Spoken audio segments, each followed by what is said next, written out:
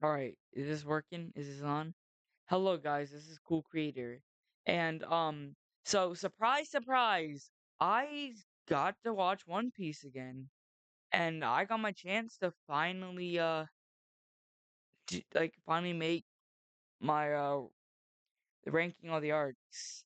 And basically, I want to explain I don't want to explain how I started watching One Piece again. I'm gonna say this though. So basically, I was gonna stop watching One Piece for a while.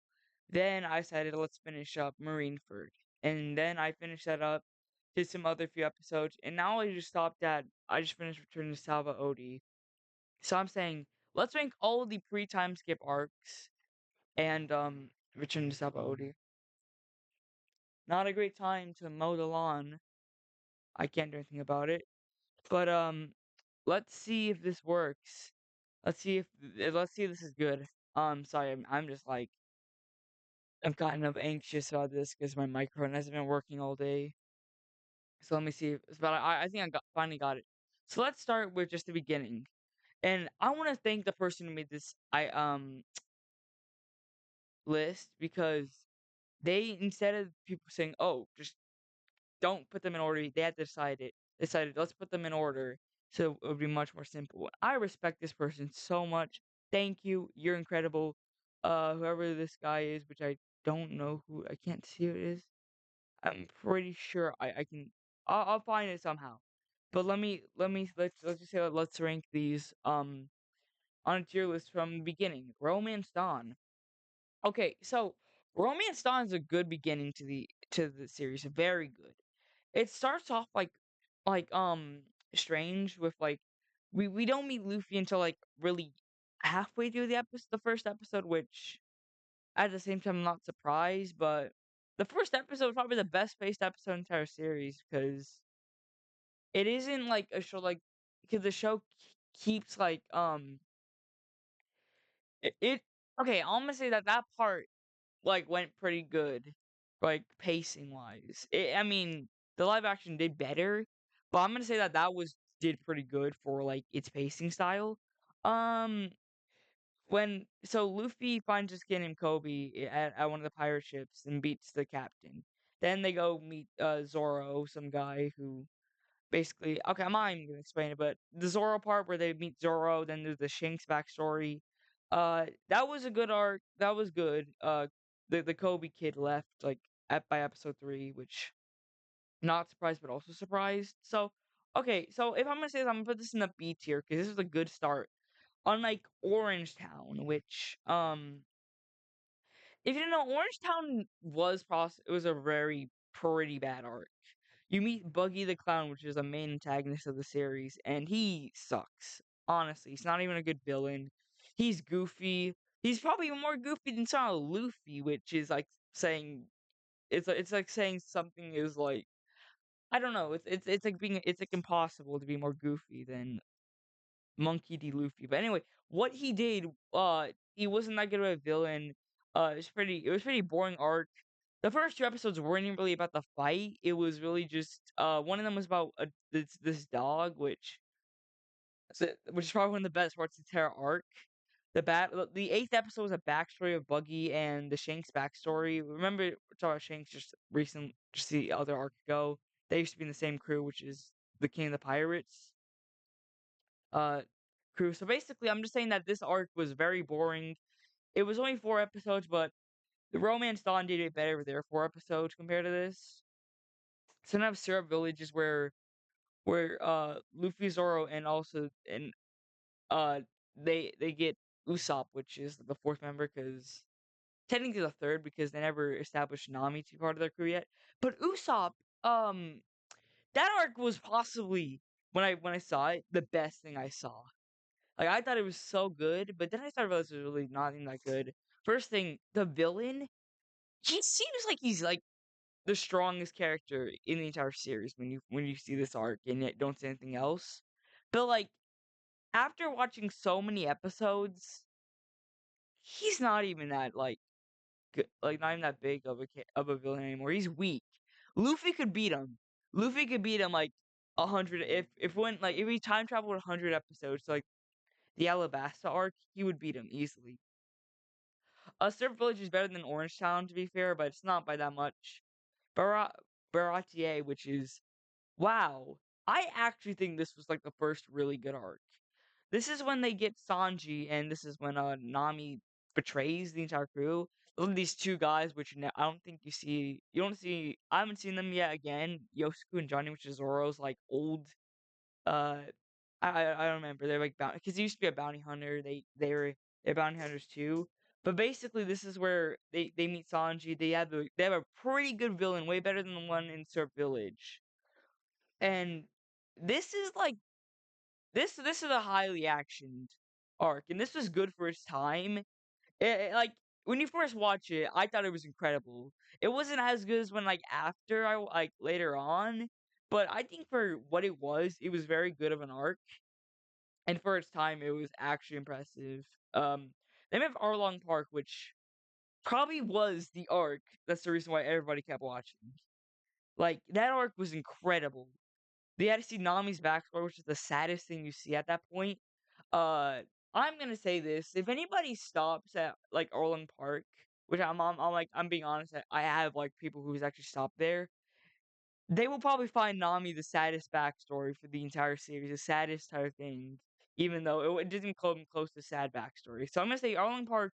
Though the action was insane, Luffy versus Arlong, a great fight. Why is there? Never mind. I'm just saying that this arc was pretty good.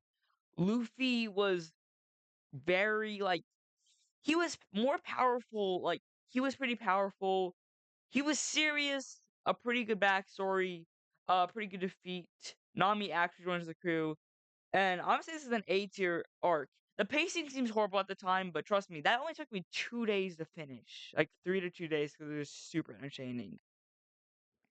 Then you have Logtown, which once again, okay, compared to Arlong Park, it's a step down.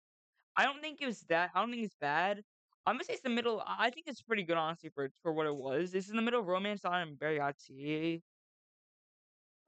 I saw. Hold on. Wait. Hold on. I don't know why that was happening, but I was saying that Logtown. It was an arc that was very it was literally it was an arc that it was different. Like there was some good backstories. There was a good backstory about it. It was very filler as well, sadly. But I'm gonna say the ending was incredible. I'm gonna say that when you meet Luffy's father, that was good. Um, I liked Logtown compared to arcs like Orange Town and Syrup Village and Romance Dawn. One thing I didn't really like is that I expect this to be better, and that's not really a problem with them. It's a problem just how like because I was so impressed how Arlong Park went that I thought this was gonna be like we're gonna keep this turning, and technically we did keep it turning, but I don't know. Reverse Mountain, which is only 2 episodes, the shortest arc in the entire series, and not an A tier. Okay, I'm just playing around. I probably say it's a B tier. The backstory was good. You meet this is when they get to the Grand Line. They meet a whale. Yes, a whale. They also meet uh the Brokework Pirates, which is the entire Alabasta saga. And I like this one more I like this one a lot because I mean the pacing is the best probably in the entire series as well. Like it's only 2 episodes, but it's good. At the same time, it's boring though. Luffy versus the whale. It's not that impressive. Whiskey Peak. I take Reverse Mount over Whiskey Peak any day. This is still better than these two crap arcs, but I think Whiskey Peak could have done better. I the live action and did better somehow, but it was weird. It was just a trap basically. Zoro and Luffy were the only two important characters. Everybody else did not matter at all. That was it. That was literally it. What else did I get from it? Nothing. So let's go Little Garden. Little Garden though. If I said that these 3 arcs were good, this is definitely better. What is this? Okay, never mind. Just ignore the ads. Anyway, Little Garden was an arc that surpassed it. Usopp finally did something like more impressive than just be like a coward basically. But I have to say, the meeting the Baroque works more the people in the pirates, because we already had like three straight arcs about that. This is a but this one, like, I have to say though, it was like it's very good. I like the two giants that helped them. They fought 300 battles and tied every single one, and it ain't not pretty good. I heard that they come back obviously in Elbaf, but I think that's gonna. I don't know. I haven't seen it yet. Drum Island. Okay, Drum Island's still better than Bariate. Okay, so Variati, Variety was a really good arc. No, no, wait. What am I talking about? Okay, I'm saying that Variety was still better than Drum Island. Actually, no. Actually, not mind. Drum Island over Variety. Drum Island is where they meet the Doctor, Chopper, which is a tiny little he's like a raccoon reindeer dog. They call him. He ate a doe that makes him a raccoon. I like a reindeer. Like he was a reindeer, then they ate him. He could become different, like forms of a reindeer, human. You know. So like basically, he was This arc also has another really sad backstory, but I have to say that the villain of this arc, while it was really I didn't like him, he at least he was interesting. It was some guy that just ate anything he could. Weird, very weird. Um, the fact that they wanted the cherry blossoms and they got it at the end of the arc was incredible. And that was when they had the chopper join the crew. Okay, so yeah, we just did this, and now we have the ending of the saga Alabasta. And I'm gonna be honest, this was the best arc. I'm not kidding you. This was an incredible arc. But I want to be honest. I'm gonna tell you something. When I saw this, I thought this was incredible. I thought it was absolutely like amazing. But like now thinking about it now, it was not as good. It was probably a better arc than Arlong Park, like story wise. But like the pacing was horrible. They kept going to islands and islands. You got to meet characters like Ace. You meet the villain of this entire saga, the leader, Crocodile. You meet Robin, which joins the crew. That's basically it. There's lots of good fighting. I'm gonna say though that it was a horribly paced. And to be fair, the fights weren't even that good, honestly. Like the only really good fight was literally Luffy and Crocodile, and that basically only lasted that was three fights, by the way. And trust me, I never thought they'd teach about the third time the charm trick, but they did in Alabasta. Personally, I like Alabasta, but if it wasn't for the bad pacing and like meeting the Baroque works, you meet one of the good ones. I think it was horribly paced, and that's what I'm saying. That I think that was definitely better than the East Blue because they're all B tier arcs, but I think they could have done better. Sorry. So now we have Jaya, which is the beginning of the Skypiea saga, which is only two arcs. But if I'm gonna be fair, this was I know this is a pretty bad arc to lots of people's reputations and like opinions, but I liked it. I liked it a lot. I liked it. I liked it personally.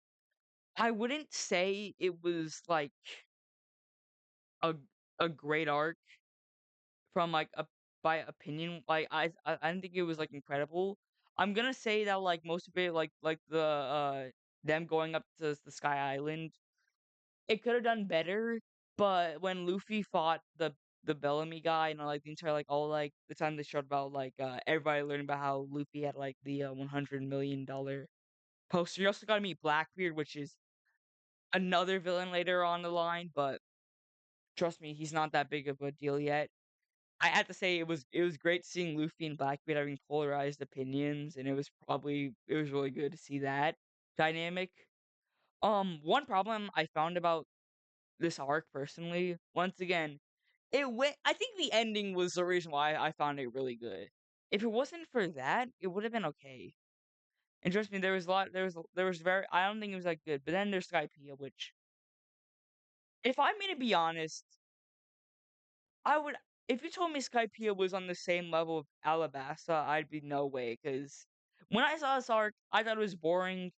I'll give a long speech about it. So if Alabasta was good, this arc had pretty bad pacing too, to be fair. The fighting was more or less bad as that.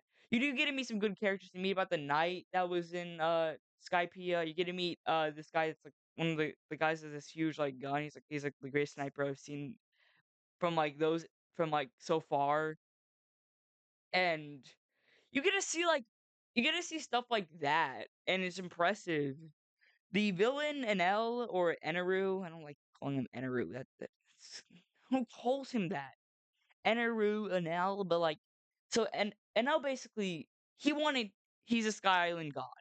Luffy has to fight him. He has the electricity the whatever it's called, lightning fruit. Luffy has the rubber fruit or the gum gum fruit, which implies the fact that this was basically a one-handed fight. But at the same time, it was a cool arc. I think this is way more important than Alabasta because of like the poneglyphs and stuff. But I gotta say that the when Luffy beat beat a Nell, that was the best part of the entire arc. Because after that, it wasn't that good. Like some of the fights were very boring. You got to see like Guardians. I think I forgot. I forgot that like there's like the I don't know, but, like, besides that, I didn't really, like, had that much interest for it. It was boring. It took me an entire month to watch, and I tell you, like, the last few days, I did actually, like, lock in and finish it, but did I really gain any respect for it? Yeah, it was good. Actually, why am I putting it here? I'm actually gonna put it right here, right below Drum Island, because Drum Island still has impressive scenes. But as long as long as I have to say anything, this is probably the worst arc of the series yet, and barely to D tier. I know I'll say this is the worst arc in F tier, but if besides the filler, it's why would the fill like I'm not kidding you. The arc before this is the filler arc, which is also the best filler arc and the only good one in the entire series. I mean, that's your opinion, but I'm saying that like this arc, it don't seem like a filler arc because nothing important happened besides like just random filler where they were just fighting a guy named Foxy, which kind of sucked. He didn't. He was Luffy beat him at the end. It was like watching a game show. I don't know why it was a normal arc. That seemed more like a filler arc to me. And trust me, I think it would have been better. But when like the Aokiji at the end of the arc came in and like action like learned how like he said to the entire crew that Robin basically was like just like basically was the person who's hiding from the Marines for like they're in like for like 20 years or something. And I'm gonna say that that was not that big a plot twist to be fair. I mean it was insane, but like him trying to kill the entire crew with his ice fruit was also kind of cool. But I think that was a good end. I think that's the best franchise arc, and that transitioned to if I had to say this, Water 7, the beginning of Water 7, had to be the reason why I did not stop watching for days and days. I probably watched 6 episodes that day on the first day I started watching it, and I felt satisfied on every single one. In fact, that entire arc was interesting. I liked every single part of it. I liked like all the I liked all like the dynamics. I liked how they had to fight this they had the shipwrights were all like liars besides like two. There was like this one guy. It was very cool to see them. This transition to Annie's lobby, which once again, if Water 7 was incredible, Annie's lobby is great. You gotta see in the Water 7 Annie's lobbies arc, you gotta see incredible scenes of like Sanji basically trying to fight the everybody in the like trying like to save people on the train with Usopp, and then they also have this guy named Frankie, which joins the crew at the end of the arc.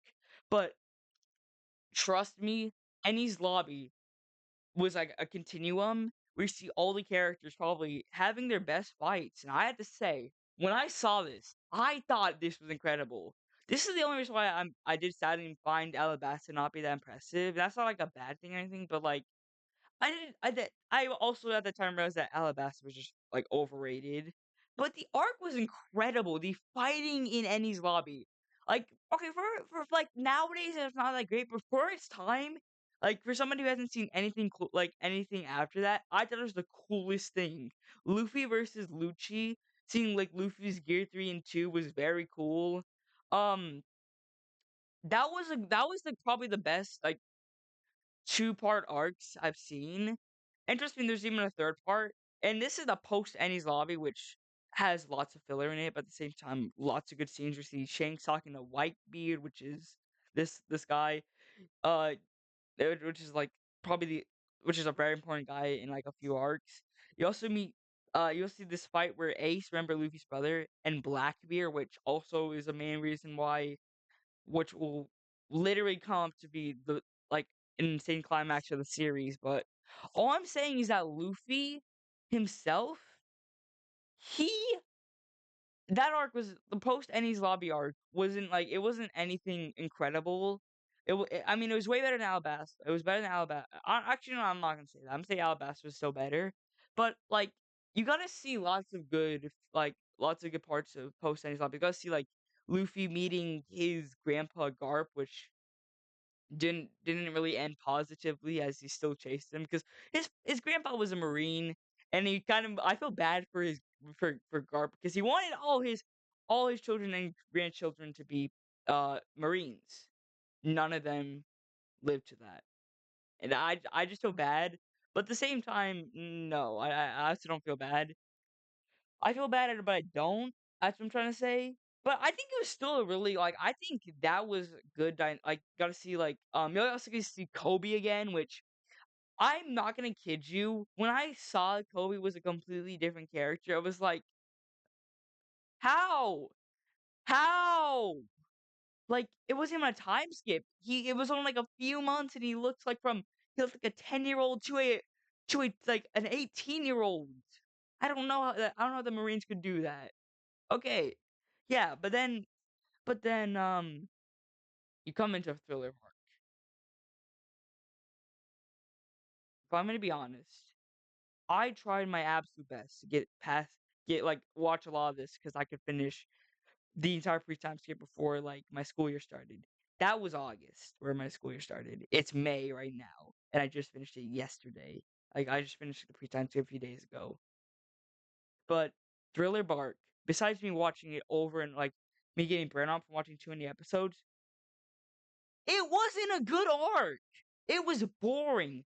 There was only a few good scenes. First thing, like the Brooks backstory, which is the skeleton. Which remember I said about the whale that like said his crew got abandoned. That was the crew. They didn't get him. They didn't abandon him. They died. He was he. The only reason why this Brook guy was still alive, he wasn't even alive. He was a skeleton, but he ate a devil fruit. And his shadow was gone. And if you don't have any shadow and go into sunlight, you're like a vampire. Also, I saw it when they showed some guy without a shadow going to sunlight, and his death had to be the most disturbing thing I've seen in all of One Piece. Like it was horrifying. But besides that, was this arc like? Was this arc good? It was 40 episodes, and trust me, I do not like it. The only good part was Zoro versus Kuma and the nothing happened scene, and like Usopp versus one of the other people in Thriller Bark. The main villain Gecko Morio wasn't good. I was like Swordsman Luffy. That's all I liked about this arc.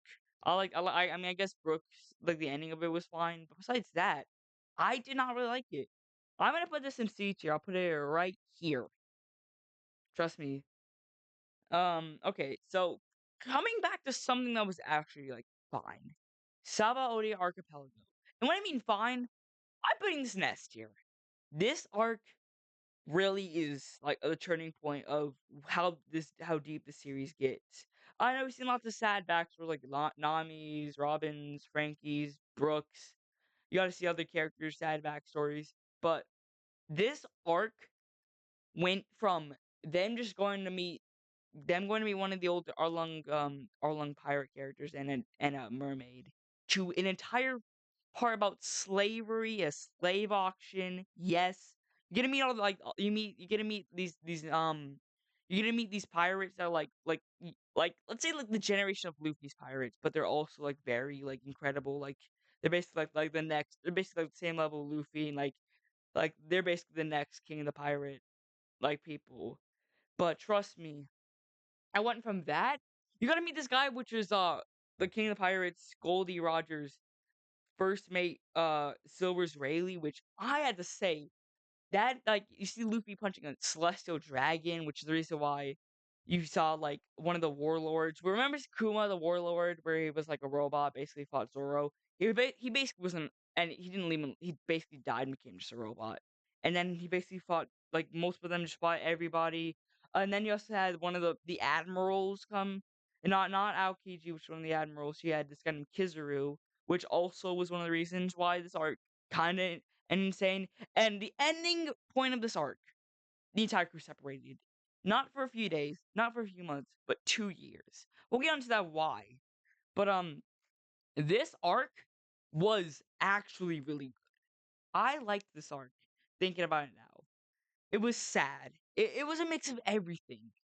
And it transitioned to that to Amazon Lily. And trust me, I don't think Amazon Lily was pretty good. I'm gonna put that in A tier too.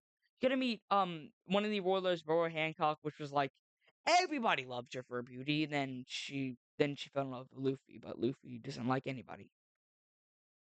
So it's the entire thing that he fights like it was an island of just women, which questions how could newborns be made if it's just women? Because they're like but like I mean I didn't understand the logic, but like besides that they go in they go and fight they basically like he meets the Snake Princess and which is Boa Hancock and basically the entire arc is just them try he has to go meet his brother instead of Ace because he's basically remember I said like he's fighting Blackbeard and lost? He actually didn't tell you that he lost. But they said that he was gonna get executed and he had to go see them. So instead of him going back to see his crew, he had to go save his brother, which I'm pretty sure he didn't want to be saved, which Luffy even said. But he saw how to do it. And this also translates into Impel Down, which well, I'll just say this is a really good arc. I liked it, not as much though. This is still better than Amazon Lily. Impel Down, personally, I have to say it starts out pretty. It starts out good, but like you get to meet Buggy and you get to meet Buggy again. You get to meet Blackbeard. You get to meet all the older characters. You got to meet Crocodile. That's all you got to meet. You got to meet like lots of cool characters, and you got to meet Jinbei, which is him saved. And you never got to see Ace, sadly.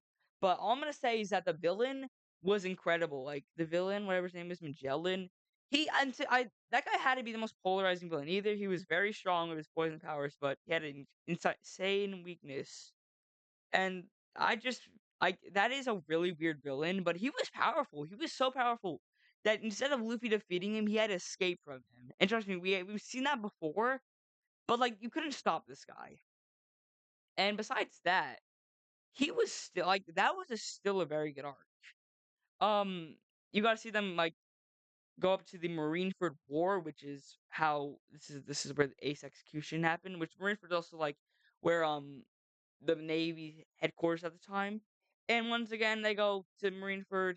But before they go, we have to talk about Marineford.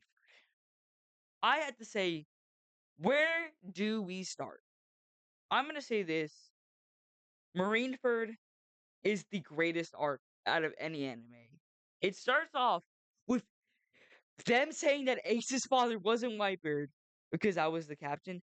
It was Goldie Roger, the king of the pirates. I'm not kidding you. And then Garp also was his grandpa technically.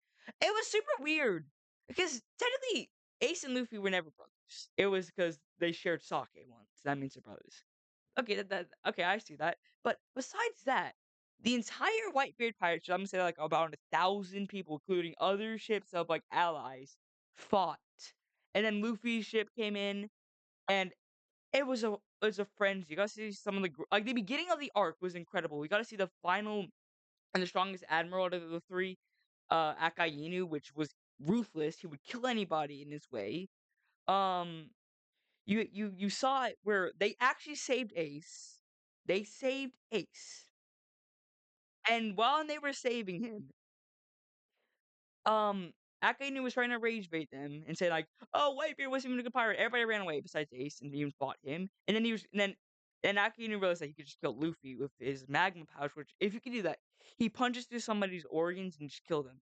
Before I did that, the reason why Luffy didn't die was because Ace basically sacrificed himself and died. And their goal was not to have Ace die, and technically they saved him. But then they also let the Marines win. But that's not even the ending of it before he dies.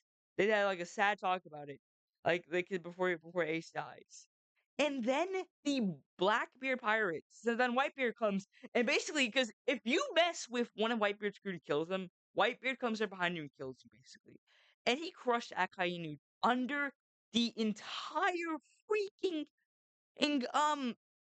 headquarters, including he split it in half. And somehow, the Blackbeard crew pirates, which I said they went to impel down Luffy, like lots of people to join his crew for the war. He actually added people to his crew and fought Whitebeard. And Whitebeard basically dying because he got literally crushed like multiple times, and he was at his last steps and still did insane stuff. But then Blackbeard decided just to kill him. He killed him, and then Whitebeard says the greatest line ever: "The One Piece is real, dies standing." It took so much for him to die, and at the same time, Garp didn't even save Ace. Didn't wasn't even able to save Ace, which I don't know if it was really his fault, but like he lets Whitebeard die, and then Akainu comes out of the floor, tries to kill the rest of the Whitebeard pirates. Even Luffy, even though Luffy at that point was getting was leaving with one of the pirates that was basically his enemy, was not even his enemy. Like he could have been his enemy. Remember the Sabaody archipelago? It was this guy named Law saved him. He actually saved his life. There's also this guy named Jinbei. Remember Jinbei? He saved Luffy as well. Luffy almost died again.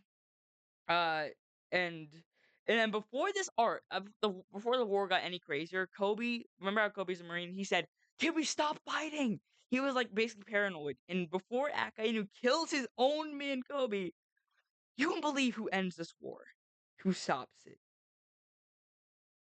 Shanks, out of nowhere. He just saves him, and that's how it ends. And I'm not gonna kid you. This I know. Okay, let me add a row of. Okay, sorry, my bad. This is gonna be called Marine Marine Ford. And also let me do this in purple or something like that. Yeah, it's pretty good. Yeah, that's what I'm trying to say. That is the greatest arc in anything I saw. I mean, there was no real filler. It was sad. It was like, you never saw something like that, and that's how it ends. But then we had the post war, which just goes to Luffy backstory. Talks about how he had another person. Yeah, they had another brother named Saba, which once again not even a real brother. They just met him. He was basically Ace's brother because he was being because Luffy was with his grandfather Garp, which is his real grandfather. He said, I'm giving to this other person who has this child named Ace. They go then Luffy and Ace they don't really they develop a friendship, meet Sabo. Well, he already met Ace already met Sabo, Luffy meets Sabo. Sabo basically left his parents because they were horrible. They treated they didn't care about him. They just cared about being married to a royal family, being rich and all that stuff. They just cared about that. But all I'm gonna say is that the backstory was great. Sabo leaves about 10 different times, which somehow he did. He was the greatest person. I cannot believe he escaped a basic because it was he was in a kingdom. His parents were nobles. They were already nobles. He escaped 10 different times, with guards even one time. And he went left. And remember talking about celestial dragons, like the horrible people? He saw a pirate ship, pirate flag, and had a kid on it. He brought a bazooka or something and shot the ship, saying that Sabo died. That's the backstory. And then they also show time skips to how Luffy and Ace just leave as well. Pretty good, honestly. And also show some of the other characters. They show everything in the middle of it. It was great. It was incredible. Are they still mowing the lawn? And I'm gonna say this that I'm it's not gonna be archipelago like one of these levels, but I'm gonna say it's right here because that was impressive. But now we're just gonna stop with the final arc, return to Sabaody, which is where the entire crew like like basically comes back together. It's 6 episodes basically, like it's filler, but at the same time, there's some cool stuff about how like, there's like a fake crew this entire time because everybody thought Luffy died. The entire crew died. Basically, the entire crew had to basically like group to get like had it. They had a fake crew, and everybody thought that was the real deal, even though they looked completely off.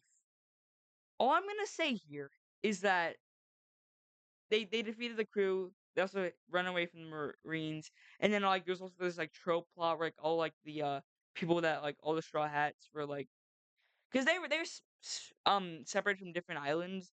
They went to different like people to like help them. They just like did the tropey thing to like help them escape. That's all I'm gonna say. That's gonna be it. I don't know where to put this one. Let me see. Definitely, I'm gonna put it right. Okay, no, okay, that's not. I'll put it right here. Actually, I'll put it right here. Pretty good arc. That's it so far. This is on the pre-time skip, but that's it. See you guys. Bye.